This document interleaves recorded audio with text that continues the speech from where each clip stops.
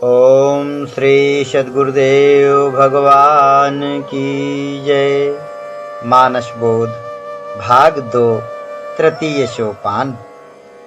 भजन के रास्ते में चलने वालों के सामने कभी सहयोगी भाव आते हैं, कभी बाधक भाव आ जाते हैं। साधक धीरे धीरे आगे बढ़ता जाता है तो यह राम की वन यात्रा सूक्ष्म स्तर की साधना का कथा रूपांतरण है। चित्रकूट से आगे बढ़े तो कभी ऋषि मुनियों से भेंट होती है तो कभी कोई राक्षस मिला। साधन पथ में कभी उन्नति होती है, कभी विघ्न आते हैं। यह मतलब है इसका। स्फटिक शिला में एक धक्का लगा, उसमें संभल गए तो फिर प्रोग्रेस हुई। अत्रि अनसुईया के आश्रम पहुंच गए। सकल मुनिन सन विदा कराई, सीता सहित चले दो भाई। अत्रि के आश्रम जब प्रभु गयऊ, सुनत महामुनि हर्षित भयऊ। पुलकित गात अत्रि उठि धाये, देखी राम आतुर चली आए। अत्रि का मतलब है त्रिगुणातीत अवस्था।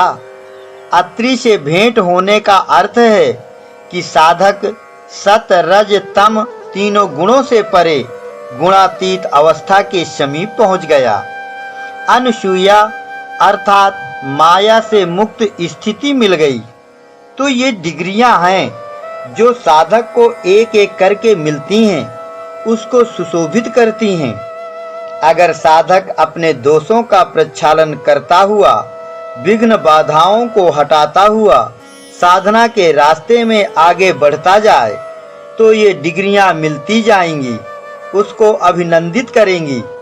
देखिए, अत्रि के द्वारा राम का स्वागत अभिनंदन किया जा रहा है, स्तुति पूजन से सत्कार कर रहे हैं। देखी राम छवि नयन जुड़ाने, सादर निज आश्रम तब आने। करि पूजा कही बचन सुहाए, दिए मूल फल प्रभु मन भाए। प्रभु आसन आसीन, भरी लोचन शोभा निरखी। मुनिवर परम प्रवीण, जोरी पानी स्तुति करत। अब इस अवस्था में पहुंचकर उसकी क्षमता बढ़ जाती है, उसमें अलौकिकता आ जाती है। सीता को दिव्य वस्त्र आभूषणों से सुसज्जित किया अनसुईया ने।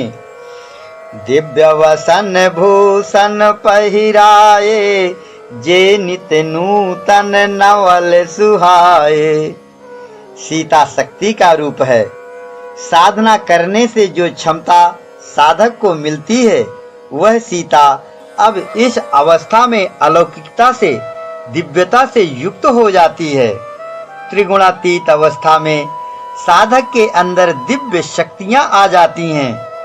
सीता को दिव्य आभूषण पहनाने का यही मतलब होता है कि जब साधक माया से अतीत अवस्था में पहुंच बना लेता है तो उसमें दिव्य शक्तियों का संचार हो जाता है। यह अनसुईया अर्थात असूया, माया रहित अवस्था, उसकी क्षमता रूपी सीता को अलंकृत कर देती है, उसमें अलौकिकता आ जाती है। अब यहाँ राइज हुआ साधक तो फिर एक बाधा आ गई, विराध राक्षस मिल गया। मिला असुर विराध मग जाता, आवत ही रघुवीर निपाता। पूर्व में किए गए खराब कर्मों के जो संचित संस्कार हैं, वह है विराध। प्रारब्ध के रूप में इसका उदय होता है, साधक के रास्ते में बाधक बन जाता है। साधक अपने पुण्य कर्मों के प्रभाव से इसका निपात करके आगे बढ़ जाता है। यह बाधा हटी तो फिर प्रगति हुई, सर्वभंग मिल गए, अनेक ऋषि मुनियों से भेंट हुई। तो यह साधक के अंदर सहयोगी भाव हैं सब, जिनसे साधना में गति आती है, आगे बढ़ने में सहयोग मिलता है। इन भावनाओं और विचारों से लेकिन बीच में कभी कोई बाधा भी आ जाती है। इस तरह साधना में यह अप डाउन, उतार चढ़ाव चलता रहता है। साधक प्रगति करता है, फिर ठोकर लगती है, फिर संभल कर आगे बढ़ता है। तो इन बाधाओं के आने से साधक में मजबूती आती है। वह इन्हें परीक्षा मानता है और इसमें सफल होकर आगे निकल जाता है। यह अनुकूलताएं और प्रतिकूलताएं पूर्व में किए गए कर्मों के अनुसार आती हैं। ये हर एक के सामने आएंगी, इनसे घबराए नहीं, इनको आना चाहिए। अगर न आएंगी दिक्कतें तो हमारे पाप कर्मों का कर्ज कैसे चुकता होगा। यह माया का कर्जा इसी तरह से चुकता होता है। जैसे कोई गरीब आदमी किसी बेवहर यानी कर्ज देने वाला धनी आदमी से कर्ज ले लेता है, तो फिर ब्याज दर ब्याज बढ़ता जाता है कर्ज। तो वह बेचारा गरीब आदमी जिंदगी भर पटाता रहता है। ऐसे इस माया व्यवहार का कर्ज सबके ऊपर है। इसे भजन के पुण्य रूपी धन से पटाया जाता है। जब माया का कर्ज चुकता हो जाता है, तब यह माया हमें ईश्वर के पास जाने की इजाजत देती है। अनेक जन्मों के पुण्यों के प्रभाव से जब अपनी कमियां अंतःकरण में दिखाई पड़ जाएं और उन्हें स्वीकार कर लें, उनकी क्षमा याचना कर लें, उन्हें हटाएं और विघ्नों को काटता चले, भजन में लगा रहे, तो साधक राजी होता जाता है। तो जब चित्त स्थिर हुआ, मन में निर्मलता आ गई, माया से उपराम हुए, यह अवस्था मिल गई, अनेक ऋषि मुनियों के रूप में सजातीय भावनाओं और विचारों से सुसज्जित हो गए, तो अब साधक का हौसला बढ़ जाता है, विजातियों के विरुद्ध ललकारने का साहस बन जाता है। निश्चरहीन करऊं मही, भुज उठाय पन कीन, सकल मुनिन के आश्रमनि, जाय जाय सुख दीन। भुज उठाय प्रण कीन, ऐसा लगता है कि हमारी समाज में भुजा उठाकर प्रतिज्ञा करने का नियम पहले भी रहा है। आज भी सदन में मंत्री लोग शपथ लेते हैं, तो यह नियम है, लेकिन इसे कोई महत्व नहीं दिया जाता। भुजा उठाने का मतलब है कि पुरुषार्थ के साथ इस प्रतिज्ञा का निर्वहन किया जाएगा, कर्तव्य में दृढ़ रहेगा, वह बेईमानी नहीं करेगा। हाँ, तो जब निश्चय पूर्वक साधक साधना में जुटता है तो स्पीड आ जाती है, उसमें तेजी आ जाती है, उसके ज्ञान, ध्यान, अनुराग, वैराग्य सब में फोर्स आ जाता है। इस स्थिति को प्राप्त कर लेने का मतलब है सुतीक्षण से भेंट होना।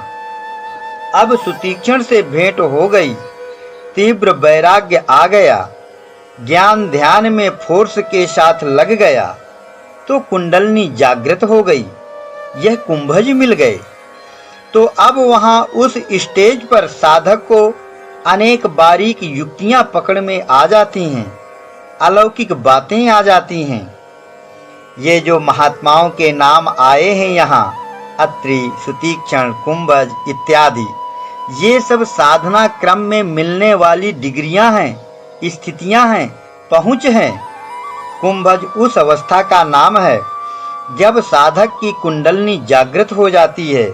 योग साधना में यह बहुत श्रेष्ठ स्थिति मानी जाती है। नाभि कुंडली में विष्णु और लक्ष्मी का निवास है।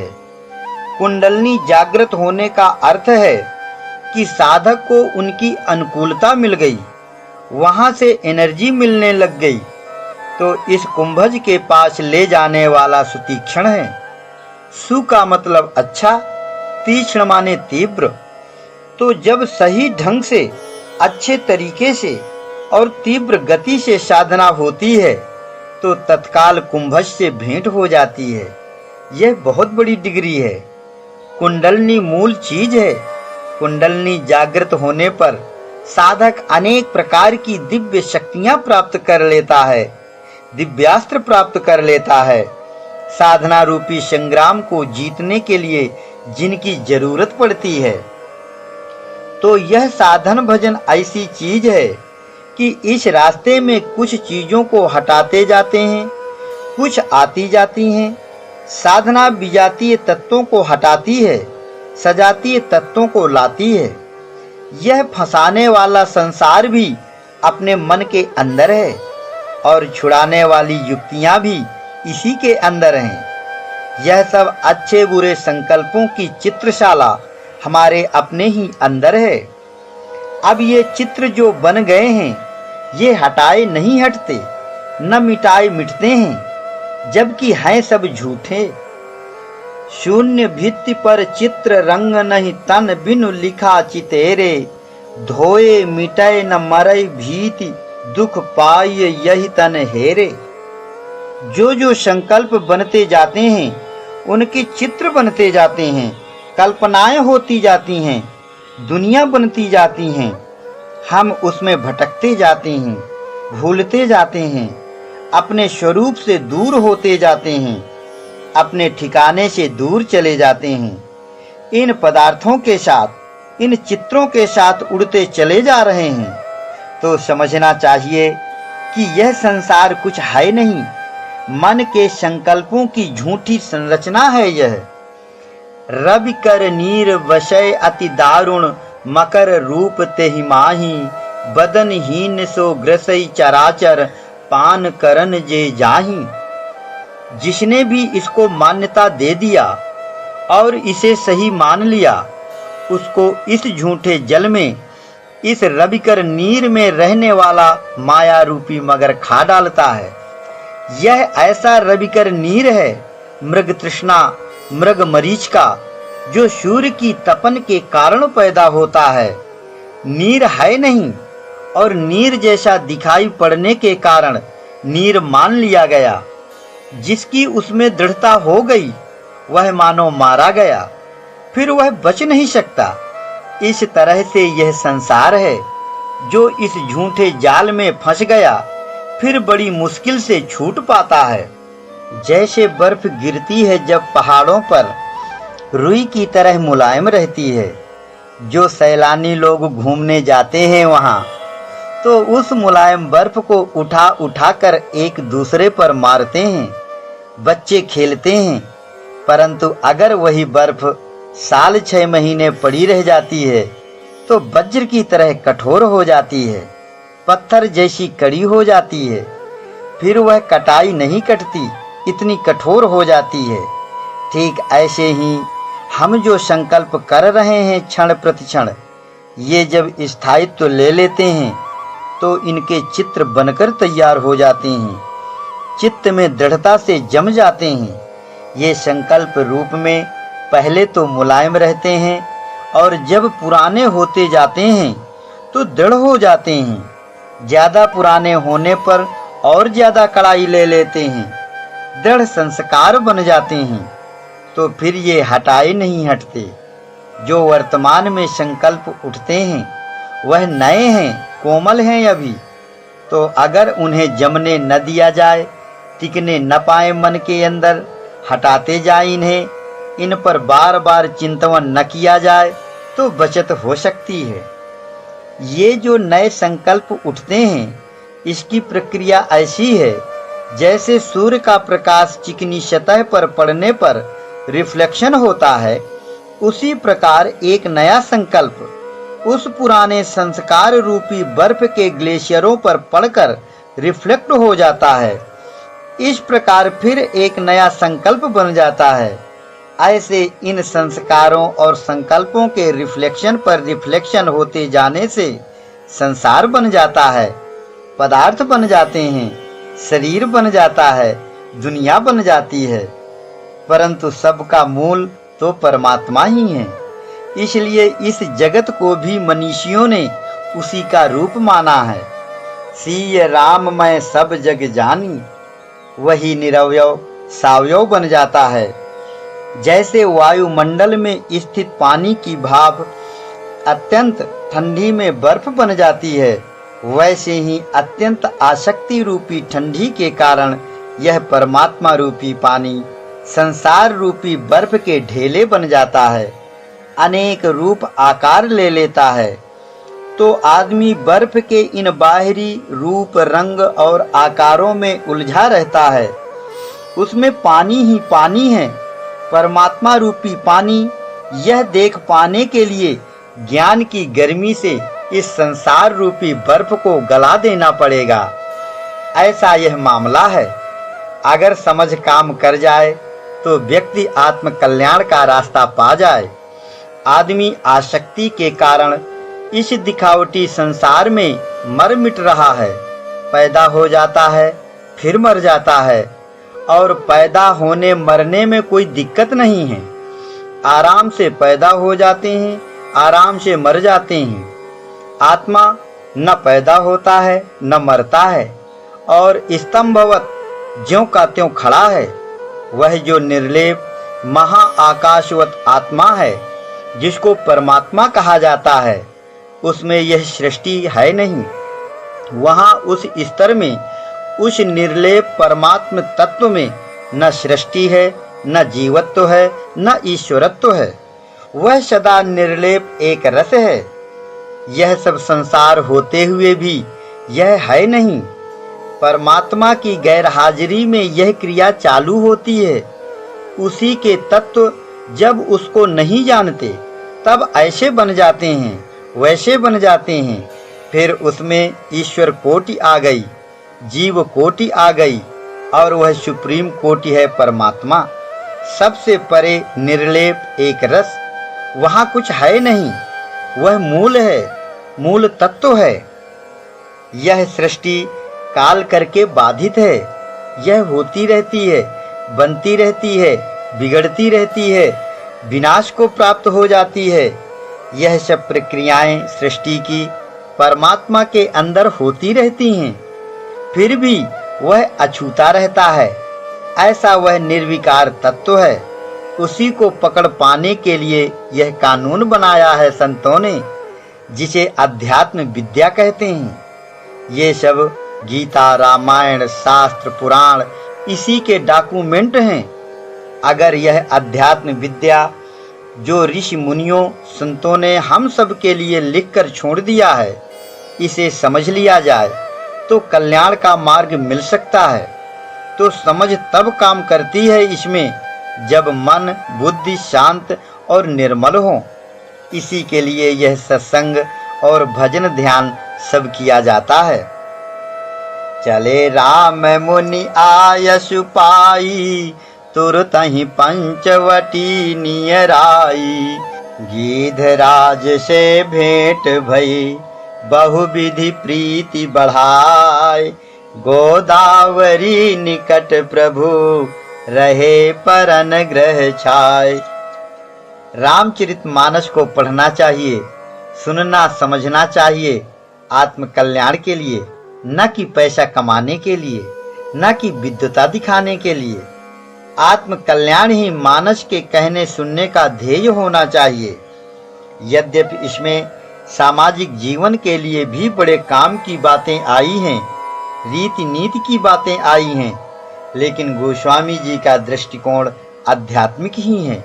उन्होंने शुरू में ही लिखा है, स्वांतः सुखाय तुलसी रघुनाथ गाथा, और जहाँ समाप्त करते हैं वहाँ भी यही बात लिखे हैं, स्वांतस्तमः शांतये। इसलिए यह तो निश्चित हो गया कि गोस्वामी जी ने मानस की रचना आत्म कल्याण के लिए किया है। अब भले ही लोग उसका दुरुपयोग भी कर रहे हैं, लेकिन मेरे विचार से मानस का सही सदुपयोग इसमें है कि इसे आत्म कल्याण के लिए कहा सुना जाए। तो आत्म कल्याण के ध्येय से लेने पर हमें इसका आध्यात्मिक अर्थ लेना पड़ेगा। अध्यात्म जो विषय है वह अपने अंदर का है, तो हमें इस तरीके से लेना पड़ेगा कि इस शरीर में ही सब मामला है। इसी में सब देवता बैठे हैं, इसी में सब लोक लोकांतर भरे पड़े हैं। इंद्री द्वार झरोखा नाना, तह तह सुर बैठे करी थाना। बाहर तो कहीं कोई देवता कभी किसी को मिला नहीं, इसी में ब्रह्मा विष्णु शंकर सब हैं। इसी शरीर में अयोध्या, चित्रकूट, जनकपुर, किष्किंधा, पंचवटी, लंका सब है और इसी में परमात्मा भी है। इसी में राक्षस भी हैं। काम, क्रोध, लोभ, मोह, ईर्ष्या, द्वेष ये सब राक्षस हैं इसमें। वास्तव में यह शरीर आयन है, आयना है मन का। हमारे अंतर जगत में जब जो भावना मुखर होती है उसकी झलक इसमें आ जाती है। जैसे तुम जब हंसते हो, खुश होते हो तो मुंह कैसा लगता है और जब रोते हो तो कैसा दिखता है। तो यह अंतर अंदर के हिसाब से आता है। इसलिए मुख्य है अंदर की गतिविधि। अंदर की स्थिति के अनुसार शरीर को वैसा कह दिया जाता है। जब योग की प्रक्रिया आ जाए, योग करने की क्षमता आ जाए, योग जागृत हो जाए, तब इस शरीर को जनकपुर कहते हैं। जब इसमें आसक्ति हो जाती है, अंतःकरण में मोह रावण का बोलबाला हो जाता है, तब इसे लंका कह सकते हैं। और जब इसके अपोजिट हमारा मन इंद्रियों के सहित ईश्वर में लग जाए, यह दशरथ इसमें अध्यक्ष बनकर बैठ जाए, तब यह शरीर अवध कहा जाएगा। फिर चित्त का निरोध कर लिया तो इसे चित्रकूट कहा जाएगा। आगे चलकर जब कुंडलनी जागृत हो जाती है तब इसे पंचवटी कहते हैं। तो अब पहुंच गए पंचवटी। कुंभज ऋषि के आदेश से वहीं पर बैठा है जटायु। जब राम वहां गए तो उन्होंने प्रणाम किया तो उसने कहा, राम, दशरथ मेरा साथी है, मिला है मुझे। तुम मुझे अपना पिता जैसा ही मानो। अब मैं तुम्हारी यहाँ बैठे बैठे सब देख रेख करूँगा, ऐसा शब्द कहा उन्होंने। इसका मतलब यह है कि जब साधक शब्द के विधान से बढ़ते बढ़ते हायर लेवल पर पहुंच जाता है साधना के, तब जाकर वह मुकाम आता है। उसे मालूम पड़ जाता है कि ईर्ष्या, द्वेष ये सब यही हैं, त्रिशिरा, खर दूषण वगैरह। कुंभज ऋषि ने यही कहा था कि राम, यह सबसे उत्तम जगह है, तुम यहीं पर रहकर इनका सामना करो। मैं जानता हूँ जिसके लिए तुम यहाँ आए हो, अब वह कार्य शुरू होने वाला है। यहाँ तुम्हें महती ताकतें जो हैं सब सुलभ हो जाएंगी और तुम यहाँ से स्टार्ट करो। यहाँ से चौकियाँ नजदीक हैं सब राक्षसों की। बुरे विचार, भले विचार सब नजदीक हैं। तो जटायु मुंह को कहते हैं, खर ईर्ष्या को कहते हैं, द्वेष दूषण को कहते हैं।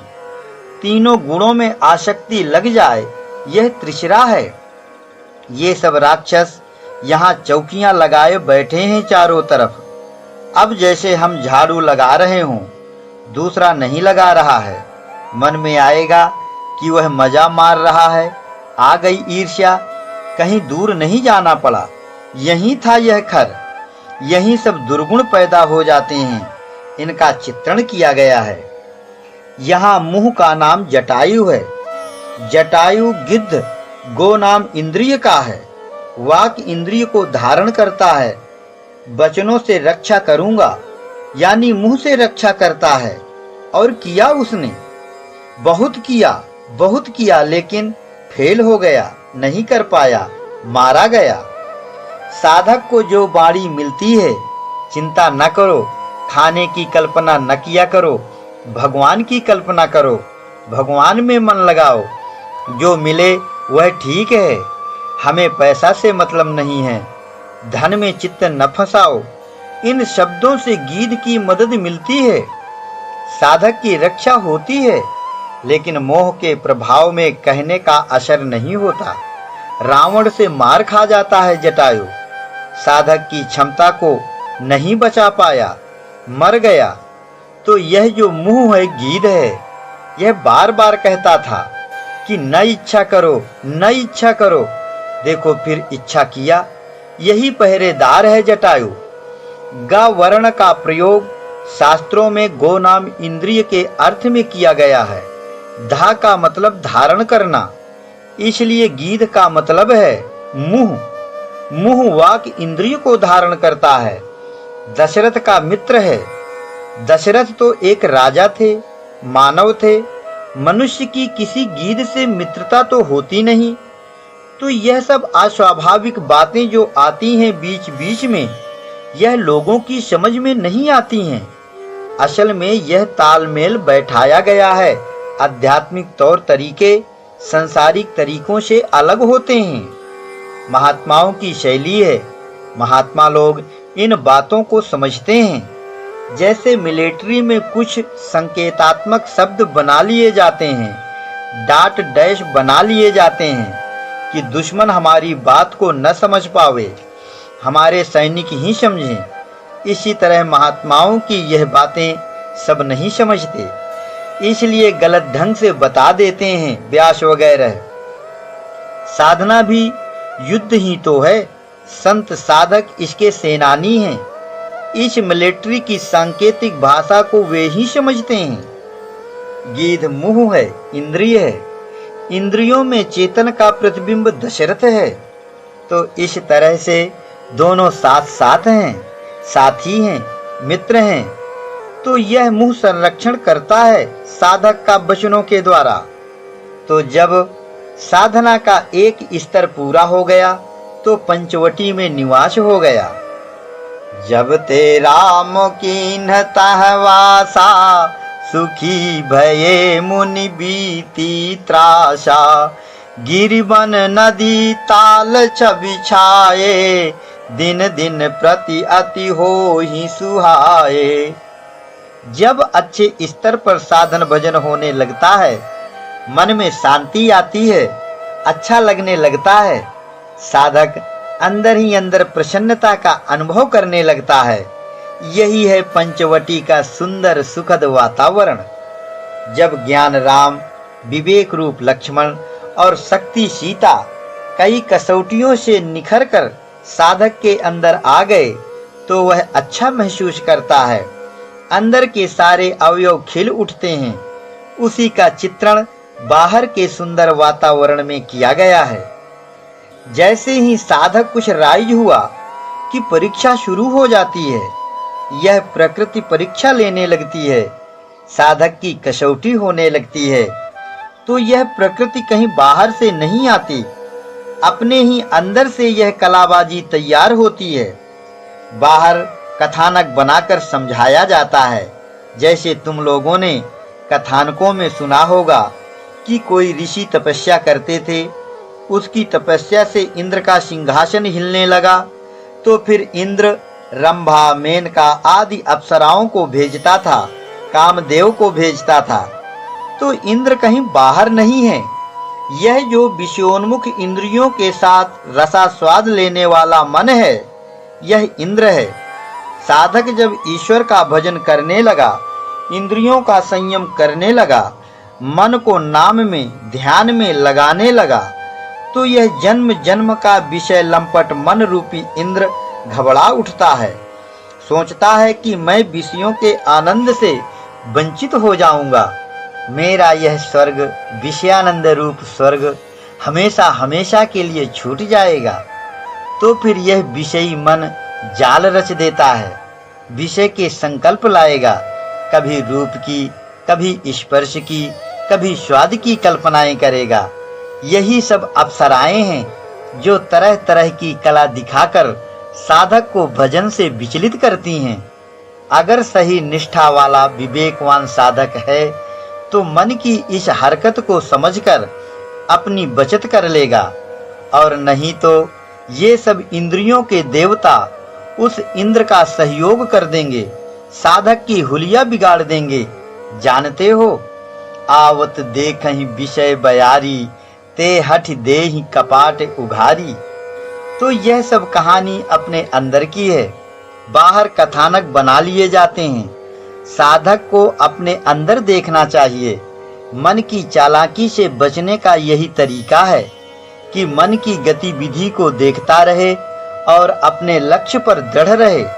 मन को निरंतर उसी लक्ष्य में लगाए रहे, उसे मौका ही न मिले बिल्कुल।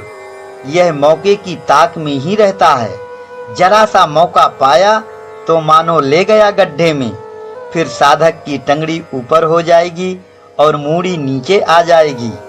तो यह भगवान की माया है बड़ी दुस्तर। ओम श्री सद्गुरुदेव भगवान की जय।